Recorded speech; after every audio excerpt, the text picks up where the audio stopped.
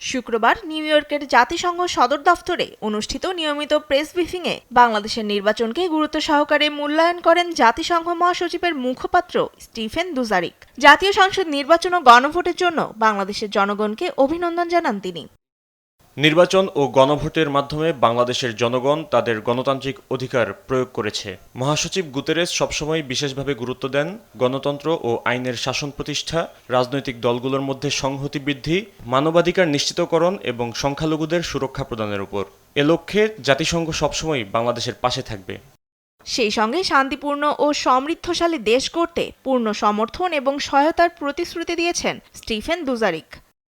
এদিকে পবিত্র রমজান মাস উপলক্ষে বার্তা দিয়েছেন জাতিসংঘ মহাসচিব অ্যান্তোনিও গুতেরেস।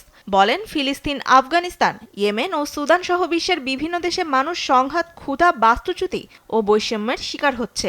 বিশ্বের এমন কঠিন সময়ে সবাইকে রমজানের তাৎপর্য মেনে মানুষের অধিকার ও মর্যাদা রক্ষার আহ্বান জানান তিনি।